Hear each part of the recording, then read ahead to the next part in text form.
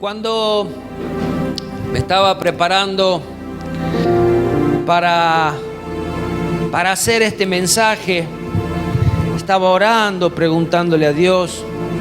Si bien ya lo había empezado hace más de 2 semanas, en esta semana oraba y le decía: Señor, ¿qué les digo? ¿Qué quieres que hable? Y Él fue muy clarito, muy sencillo, como Él es. Y me dijo: diles que los amo. Diles que los amo. Si usted puede interpretar esta palabra en su vida, lo ha entendido todo. Pero ahora también me puse a buscar, ¿y qué es amor? ¿Qué es este amor que Él tiene hacia nosotros? Dado que nosotros podemos vernos reflejados en cada uno de sus discípulos, de aquellos que Él había escogido. Usted es un escogido. Y lo que el Señor habla no es que lo habla al aire y si alguien lo toma, lo toma. Cuando habla de sus discípulos, habla de usted también. Y no somos distintos a ellos. No reaccionamos distinto, no pensamos distinto. Seguimos siendo hombres. Y Jesús demostraba su amor. Aún dice que había mandado a sus discípulos: preparen el lugar, vamos a tener una cena. Tuvieron una cena, pero en un momento Él dijo: ahora le tocaba hacer algo. ¿Sabes qué? Amor es lavar los pies de sus discípulos, estando en este tiempo final y aún sabiendo que lo iban a dejar, que lo iban a traicionar, que allí estaba el que lo iba a entregar. Eso era amor. San Juan capítulo 15, versículos 4 y 5, encontramos esta porción. Dice: se levantó de la cena y se quitó su manto. ¿Qué había hecho Jesús? De pronto ya se había humillado, había venido a esta tierra, se había hecho hombre por mí, por ti, para pasar lo mismo que tú pasas, para poder entenderte, podríamos decir, en carne y hueso lo que tú sientes. Tenía una reputación, Él era el Hijo de Dios, sus discípulos lo sabían, pero dice: todo esto no sirve para nada si yo no me quito mi manto. Dice: y tomando una toalla se la ciñó, y me he visto de siervo, y me he visto en humildad, y me he visto en amor, para ayudarle al otro. Dice: luego puso agua en un lebrillo y comenzó a lavar los pies de sus discípulos y a enjugarlos con la toalla con que estaba ceñido. Dice: esto es servicio, esto es amor, lo que yo hago por ustedes. Podría haber dicho: sí, yo sé quién es el que me va a traicionar, yo ni loco le lavo los pies. Pero Él lavó los pies de todos los que estaban ahí.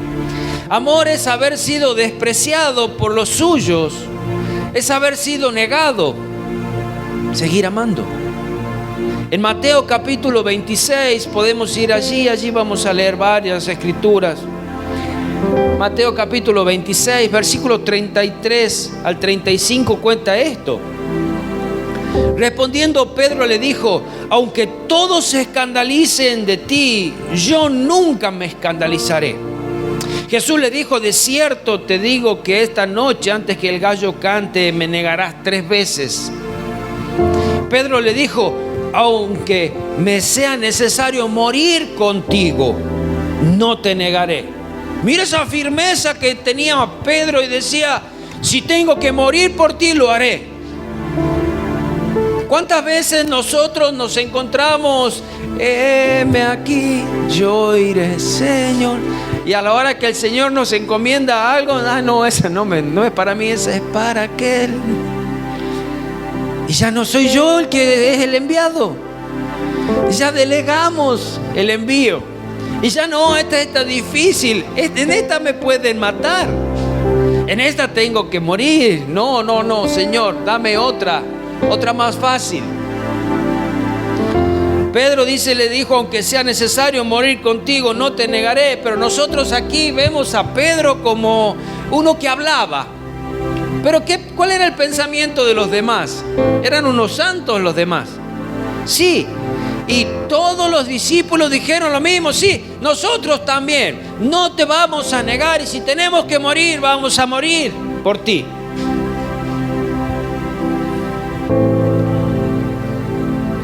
Amor es cuando todos te abandonan. Dice el versículo 56 de Mateo 26, mas todo esto sucede para que se cumpla la escritura de los profetas. Entonces, todos los discípulos dejándole, huyeron. ¡Wow!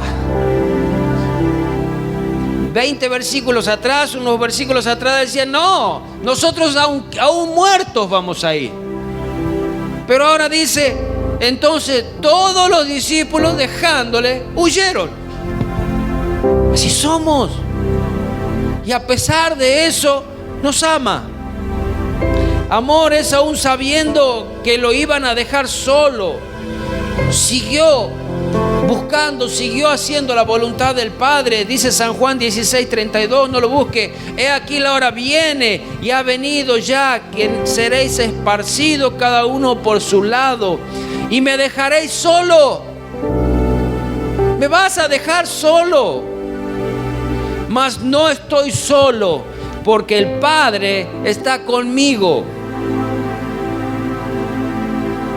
Volviendo a Mateo, allí encontramos a este que decía, yo no te voy a dejar solo, pero de pronto, desde lejos lo seguía. Versículo 73, un poco después, acercándose los que por allí estaban, dijeron a Pedro, verdaderamente también tú eres de ellos, porque aún tu manera de hablar te descubre. Entonces él comenzó a maldecir y a jurar. No le alcanzó solamente con escaparse, sino que ahora maldecía y juraba, te lo juro, yo no soy, yo no lo conozco, yo no sé quién es él. Que muera él, pero yo no tengo nada que ver. No conozco al hombre. Y enseguida cantó el gallo. Amor, ¿saben qué es? Amor es la mirada de Jesús y la compasión, aún sabiendo que iba a fallar, aún fallando. Dice en Lucas capítulo 22, versículos 61 y 62. Entonces, vuelto el Señor, miró a Pedro. ¿Qué habrá sido esa mirada? En la mirada yo no veía reproche. En esa mirada tan solamente decía, yo sabía que te ibas a equivocar, aún así te amo, aún así no te voy a dejar. Pedro se acordó de la palabra del Señor que le había dicho, antes que el gallo cante me negarás 3 veces. Ya había sucedido como su Señor le había dicho. ¿Ahora? ¿Y ahora qué? Decía Pedro. Pedro, saliendo afuera, lloró amargamente. Yo creo que allí fue uno de los encuentros más grandes que tuvo Pedro con el Señor. Había podido comprender la misericordia y el amor de Jesús hacia él con una sola mirada. Con esa mirada que diciendo, te dije, pero no le decía, te odio, ve de malo que sos. A pesar del error, ¿sabes qué es amor? Amor es poder comisionarlo a Pedro, podríamos decir, después del puñal que le clava Pedro al Señor. Después de que le dijo, no, yo no lo conozco. Amor es ¿ves? Yo te perdono. No me voy a olvidar, no me acuerdo. Ya me olvidé. ¿Qué pasó? Y en San Juan 21, 17 y 18 dice, le dijo la tercera vez: Simón, hijo de Jonás, ¿me amas? Quizás me amas así como yo te amo. Anteriormente le había dicho: mamá, ¿me amas más que estos? Y la tercera vez ya se entristeció, él dice. Pedro se entristeció de que le dijese la tercera vez: ¿me amas? Y respondió: Señor, tú lo sabes todo. Tú sabes que te amo. A pesar de mis fallas, de mis defectos, de no poder cumplir muchas veces, de decirte seguiré y por ahí tengo miedo. A pesar de mi actitud, de mis negaciones, yo sé que tú me amas, yo también te amo. Ayúdame. ¿Y sabes qué hizo el Señor? Le entregó lo más preciado que tenía, su amada iglesia. Le entregó, dice: apacienta mis ovejas. Esas ovejas representan toda su iglesia. Lo que más amo, cuídalo. Cuídalo. El Señor no se acordó de que lo había negado un ratito antes. ¿Sabes qué es amor por mí, por ti? Es haber pasado por esa prensa Getsemaní, que significa prensa de aceite. Dice en Isaías 53: molido fue Él por nuestros pecados. Cuando estaba allí en ese lugar podríamos decir de tormento, de sufrimiento, en ese lugar que quisiera escapar, ya después de una tercera vez de ir a orar al Señor, ¿puedo no hacerlo? Porque la verdad no quiero hacerlo, pero que no se haga mi voluntad sino la tuya. Y en Mateo 26, 38 y 39 dice: entonces Jesús le dijo: mi alma está muy triste, me siento angustiado, me siento agobiado, quisiera escapar, estoy muy triste, hasta la muerte. Quedaos aquí, le decía a su discípulo, y velad conmigo.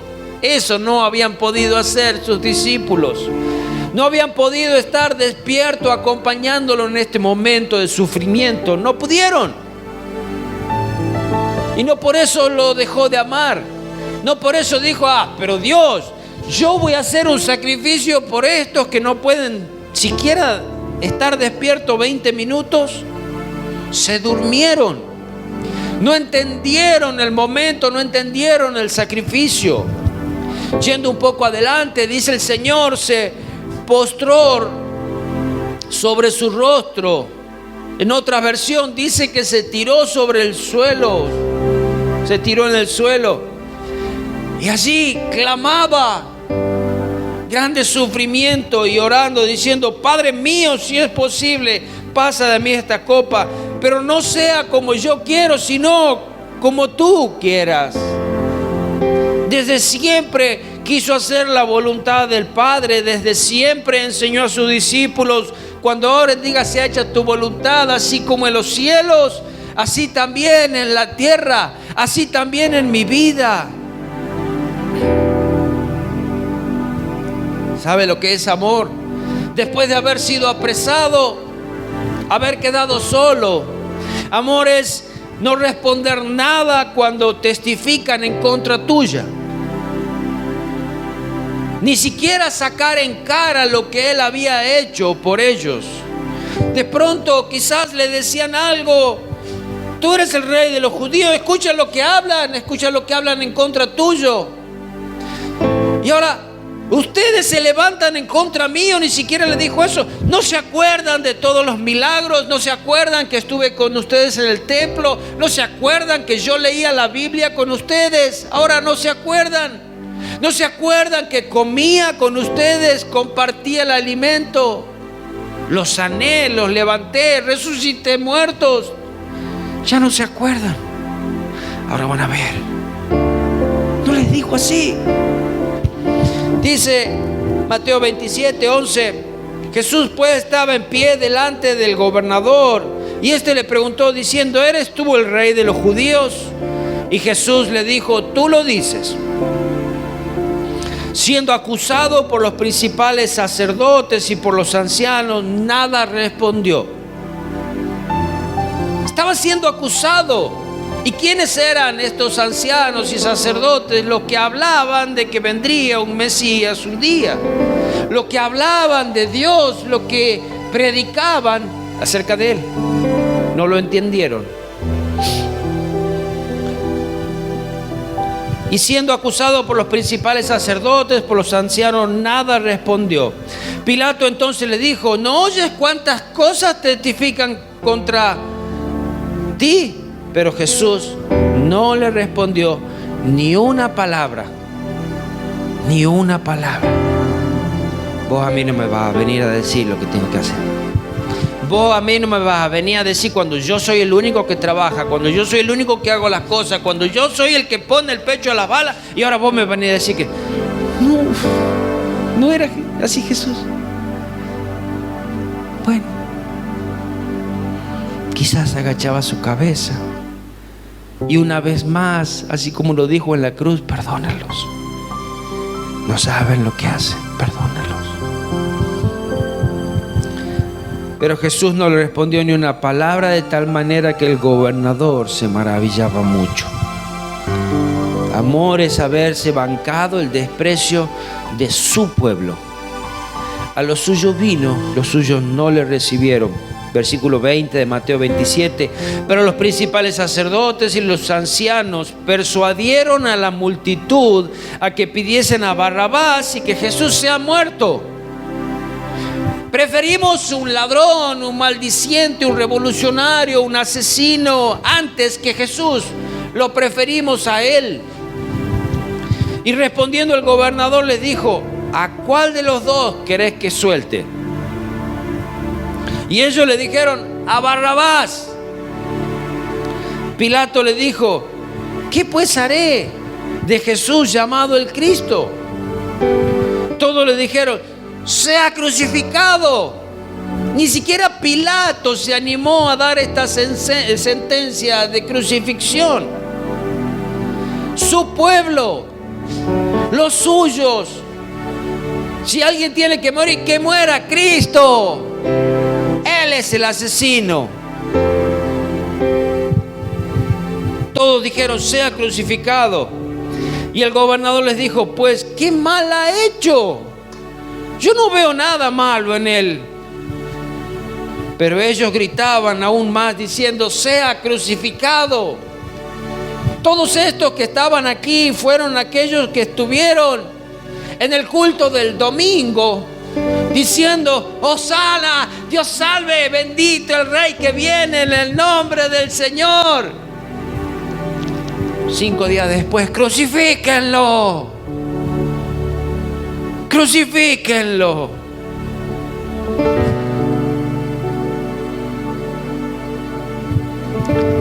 Amor es poder soportar la burla, el escarnio, el sufrimiento por amor. Dice en la Nueva Traducción Viviente, leo Mateo 27, 29: armaron una corona de espina de ramas y se la pusieron en la cabeza, y le colocaron una caña de junco en su mano derecha como si fuese un cetro. ¿Eres rey? Ahora te vamos a hacer rey. Armaron una corona de espinas, se la pusieron en la cabeza y le armaron, en pocas palabras, un cetro de tacuaras, cañas finitas. Toma, este es tu cetro. Esto es lo que vos gobiernas. Luego se arrodillaron burlonamente delante de él, se mofaban. ¡Viva el Rey de los judíos!, decían los otros. Lo escupieron Le quitaron la caña de junco y lo golpearon en la cabeza con ella. Si la corona de espinas ya hincaba, imagínate que te golpeen todavía sobre la corona, más se clavaba. ¿Cómo duele en la cabeza cuando te hincas? No sé por qué. Jesús lo aguantó. No digo que no le dolió, sí le dolió. No dijo nada por amor. Cuando al fin se cansaron de hacerle burla, llega el momento que te cansas de hacerle burla a alguien. Se cansaron de hacerle burla, le quitaron el manto y volvieron a ponerle su propia ropa. Luego lo llevaron para crucificarlo. A este Jesús, Hijo de Dios, ese Dios que se hizo hombre, lo compararon y lo pusieron al lado. Es más, fue menos que Barrabás, porque a Barrabás lo eligieron antes que a él. Lo pusieron al lado, en la misma línea que aquellos ladrones que fueron crucificados con él. Nosotros en las figuras vemos una cruz más alta. Yo me imagino que habrán sido las tres iguales. No hubo diferencia. Crucificaron como un criminal igual que los otros. Criminales, ladrones, revolucionarios. Mateo 27:38 dice: una vez que estaba allí colgado, entonces lo crucificaron con él a dos ladrones, uno a la derecha y otro a la izquierda. Y los que pasaban le injuriaban meneando la cabeza. Otro revolucionario, otro que se cree el Cristo, otro que se cree el Salvador, y ahora está aquí colgado junto con estos maleantes. Qué cosa, qué burla. Y diciendo: tú que derribas el templo en 3 días y lo reedificas, sálvate a ti mismo si eres hijo de Dios. Tanto que decías que tenías poder, sálvate a ti mismo. Si eres hijo de Dios, desciende de la cruz. De esta manera también los principales sacerdotes, escarneciéndole con los escribas y los fariseos y los ancianos decían: a otro salvó, a sí mismo no se puede salvar. Si es rey de Israel, descienda ahora de la cruz y creeremos en él. No alcanzaba con 3 años de milagros de poder que habían visto de Jesús, la manera que hablaba, la manera que se movía, la manera que las cosas que hacía, y ahora querían que se baje de la cruz para que crean en él.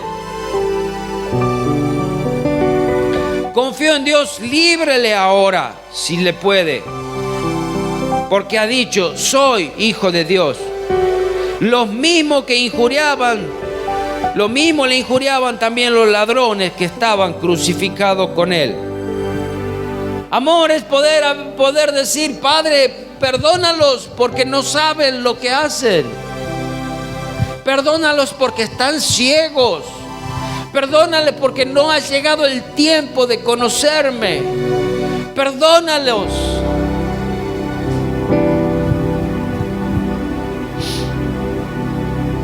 Lucas 23:34 dice: Jesús le decía: Padre, perdónalos porque no saben lo que hacen. Y repartieron sus vestiduras echando suerte. Ahora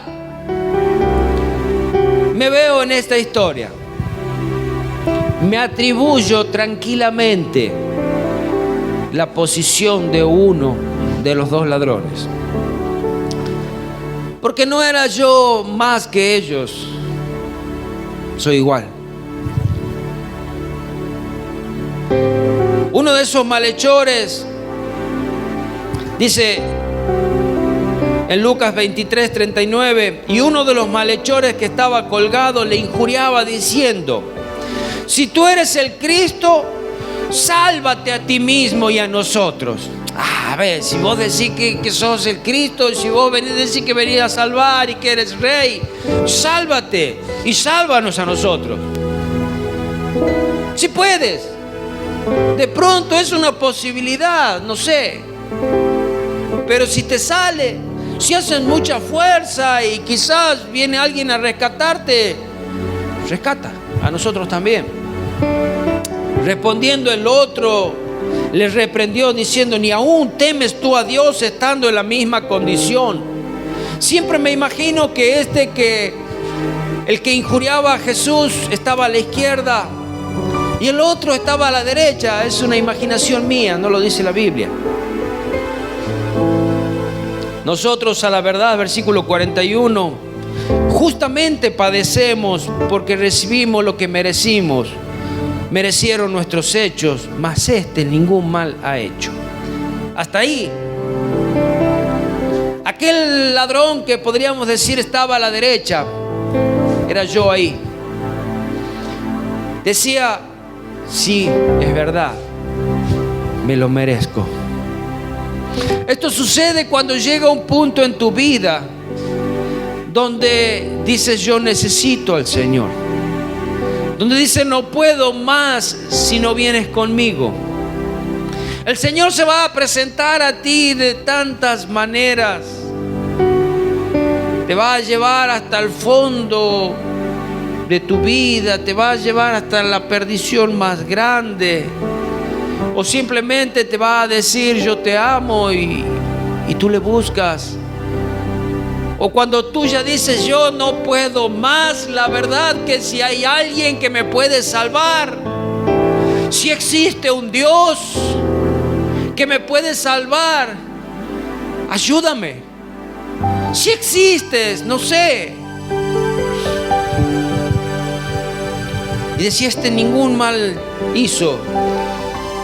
Y dijo a Jesús: acuérdate de mí cuando vengas en tu reino. Esta fue su oración. Esta fue su oración. Jesús, acuérdate de mí cuando vengas en tu reino. Tú eres el Rey de Israel, pero acuérdate.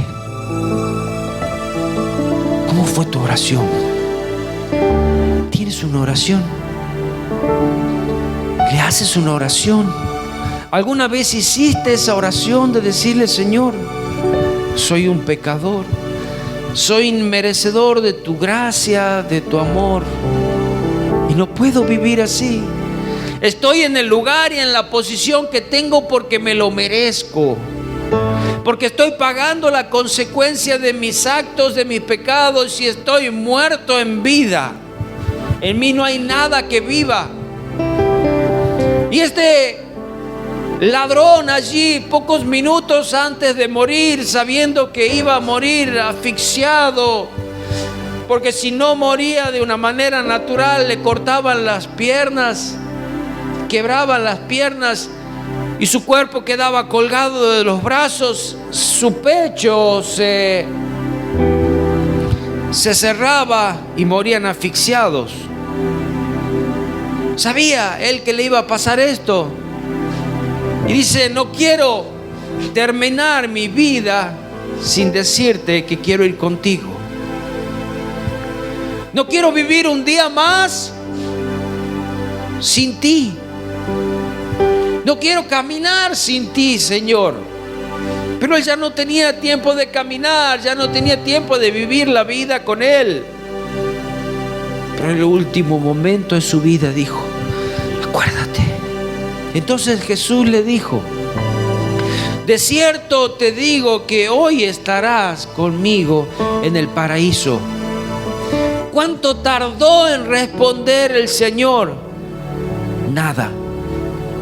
Eso es lo que tarda el Señor para responder a un corazón arrepentido. Nada. Él no te dice: no, vuelve el mes que viene. Ahora es Pascua, no, vuelve la próxima Pascua para que yo te salve. No. Él te dice que al corazón contrito y humillado no desprecias. Cuando tú vienes a Él arrepentido, buscando su perdón, Él está allí. ¿Sabes qué? Jesús estaba en la misma situación. Quizás humanamente podría decir: pará, no te imaginas cómo me duele a mí también. Deja de jodé ahora. No. Le dijo, hoy estarás conmigo en el paraíso. Jesús estaba allí colgado en esa cruz.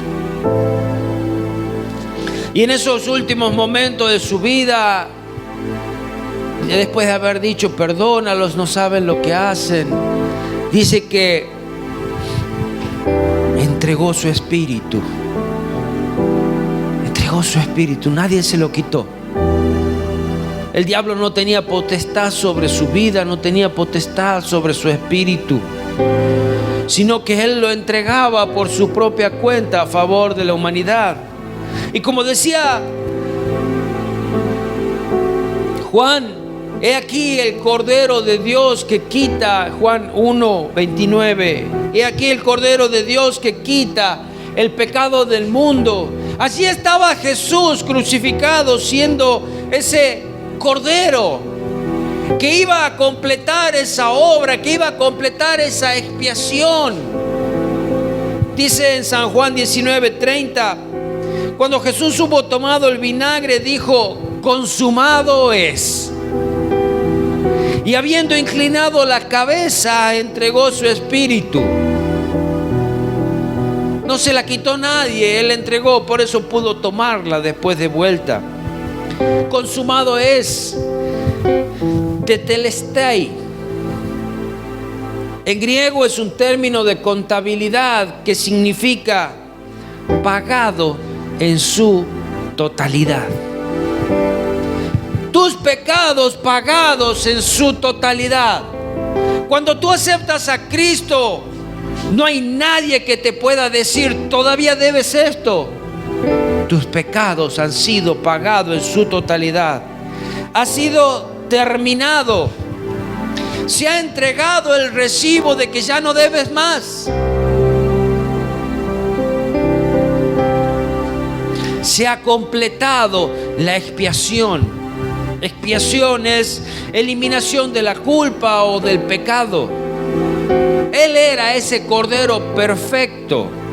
Anterior a esto tenían que venir todos los días de Yom Kippur con un cordero que iba a representar que el cordero de la expiación que llevaba el pecado, pero al año que viene tenía que traer otro cordero. Ahora nunca más iban a tener que traer un cordero, porque Él fue el Cordero perfecto. Solamente tenían que acercarse a Él, a darle gracias, a decirle que lave sus manos y sus pies porque ya estaban limpios. Y una vez más, como allí en Getsemaní, decía, Padre, que no se haga mi voluntad, sino que se haga la tuya. Saldada estaba la cuenta con la humanidad. Padre, se hizo tu voluntad. Dice en 2 Corintios capítulo 5, versículo 19, que Dios estaba con Cristo reconciliando consigo al mundo. Esta relación que había de Dios con el hombre, que se había cortado a causa del pecado, eran reconciliados a causa de Cristo. Dios ahora a través de Cristo los veía santos, los veía cristianos, los veía hijos de Dios. Esto tuvo que pasar. Dice, no tomándole en cuenta a los hombres sus pecados, y nos encargó a nosotros la palabra de la reconciliación. ¿A quién? A los discípulos que lleven ese mensaje. Romanos 8:1 dice, ahora pues ninguna condenación hay para los que están en Cristo Jesús. ¿Alguna vez el diablo ha hablado a tu mente, a tu corazón y te ha dicho, vos no tenés derecho de ir a la iglesia porque esto ha pasado contigo y esto y esto y esto? Y de pronto, ¿sabes qué tienes que decirle? Sí, es verdad, eso era yo, pero Cristo me ha lavado con su sangre. En la cruz fue vencido el pecado. Y yo ahora estoy en Cristo y Cristo está en mí. Y no hay condenación para los que están en Cristo. Amén. Ahora, cuando tú te sueltas de la mano de Cristo, sí.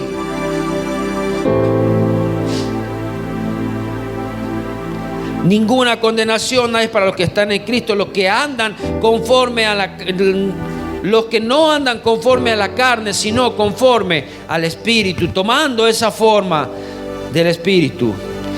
Pero ¿sabes qué?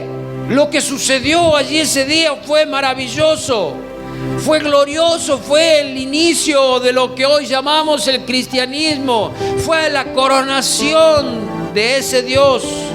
Dice Mateo 28:1, pasado el día de reposo, al amanecer del primer día de la semana, vinieron Marta y María Magdalena y la otra María, y a ver el sepulcro. Y hubo un gran terremoto, porque un ángel del Señor, descendiendo del cielo y llegando, removió la tierra y se sentó sobre ella. Otro terremoto, porque anterior hubo otro. Ya les voy a leer. Cuando Dios entra a una vida, sacude todo. Cuando Dios entra a un lugar, no hay cosa que pueda quedar en el mismo lugar. Es removido, sí o sí. No podemos decir, Dios, tú entras en mi vida, pero esto no lo tocas. No, se sacude todo. Y hubo un gran terremoto, porque un ángel del Señor descendió del cielo y llegando removió la piedra y se sentó sobre ella. Su aspecto era como un relámpago y su vestido blanco como la nieve. Y en medio de los guardas, y de miedo de él los guardas temblaron y se quedaron como muertos.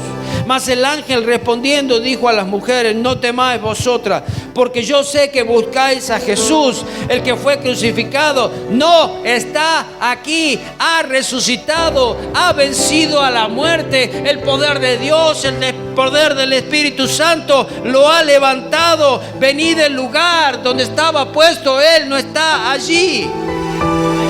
Amén, amén. Él ha resucitado. Si tú hoy te vas a China, encontrarás los restos de Buda. Si te vas a Arabia Saudita, encontrarás los restos de Mahoma. Pero si te vas a Jerusalén, no están los restos de Jesús. Él ha resucitado. Amén. Les contaba que hubo otro temblor. Otra cosa había sucedido ese día. En Mateo 27, versículo 51 dice: y aquí, en aquel momento, el velo del templo se rasgó cuando Jesús moría, de arriba a abajo, y la tierra tembló y las rocas se partieron y se abrieron los sepulcros. Escucha. Y muchos de los cuerpos de los santos que habían dormido se levantaron. Imagínate la revolución que fue ese día allí. Se levantaron y salieron de los sepulcros después de la resurrección de Él. Vinieron a la santa ciudad y se aparecieron a muchos. ¡Ja! Imagínate, no dice cuánto tiempo estaban muertos, pero resucitaron, se levantaron y se presentaron a sus familiares. ¿Y qué haces vos acá? El Señor me ha resucitado. El Señor vive en mí. Él ha vencido a la muerte, y por ese que Él venció a la muerte, hoy también vivo yo. Amén. Donde hay vida, donde está el Señor hay vida, no puede haber muerte. Hay movimiento, hay cosas que suceden. A nuestros ojos parecen terribles. Oh, un terremoto. Pero este terremoto se rompió la piedra. La piedra fue movida donde estaba Jesús. ¿Quién lo podía hacer? Los hombres no podían, si era pesada. Cosas maravillosas suceden en la vida donde está Cristo. Cuando Él ha resucitado, el poder de Dios, del Espíritu Santo, estaba sobre Él. ¿Y sabes qué dijo? Él cuando se iba, ahora lo que ustedes vieron, cosas mayores harán. Ese Espíritu Santo que está en mí está en ustedes.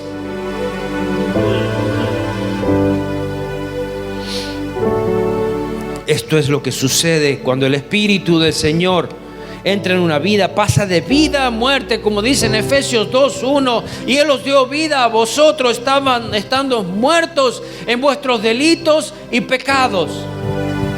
La muerte no es esa muerte física, eso nos va a suceder inevitablemente, pero es la muerte espiritual de la que habla, esa vida que tú comienzas a vivir cuando el Señor entra en tu vida y dice que vino para darnos vida eterna. Cambias de domicilio solamente el día que Él te venga a buscar. Cosas grandes suceden cuando Dios entra en una vida, como decía Juan, en una familia. Aquellos que estaban muertos van a resucitar, créelo, porque dijo: cree en el Señor Jesucristo y serás salvo tú y tu casa. Créelo, búscalo, espera. El silencio de Dios no es que se haya olvidado, cosas grandes estaban por suceder. Ese día sábado había un silencio, nuestro Señor ha muerto. ¿Y ahora quién será nuestro líder? El día domingo allí se estaba levantando ese Rey de Gloria. Amén. Hoy en la cruz no está